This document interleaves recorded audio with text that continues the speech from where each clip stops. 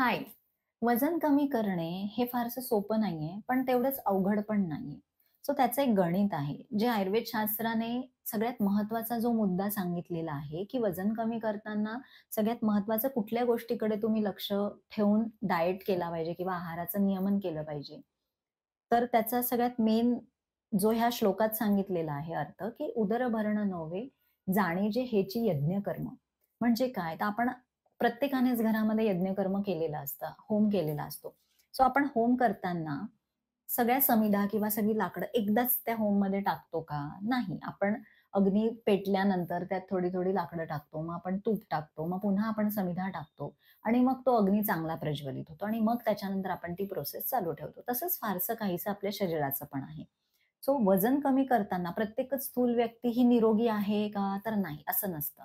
तुमचं पूर्ण शरीराचं जे वजन आहे, ते तुमचं फॅट्स, मसल्स, फ्लुइड, इतर अवयवाचं वजन, ह्या सगळ्या गोष्टींचं कॉम्बिनेशन्स असतं.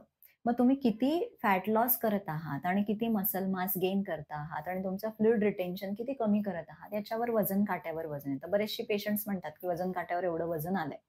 पण ते वजन तुमचं कुठल्या प्रमाणात, तुमचा बी-एम-आय, तुमचा बी-एम-आर किती आहे? मग ते हेल्दी आहे की अनहेल्दी आहे? आधी हे आयडेंटिफाय करणं गरजेचं आहे.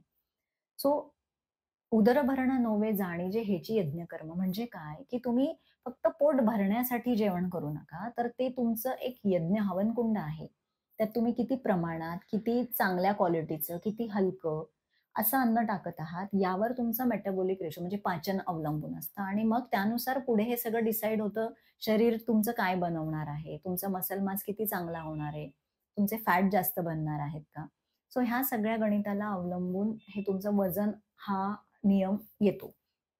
सो प्रत्येक पेशंटला माझं हे म्हणणं आहे, की फक्त वजन कमी करणं म्हणजे मी मोजून मापून खाते, हा नियम लागू न करता तुमच्या अग्नीला म्हणजे तुमच्या भुकेला अनुसरूनच तुम्ही खा, हा नियम पाळणं फार गरजेचं आहे.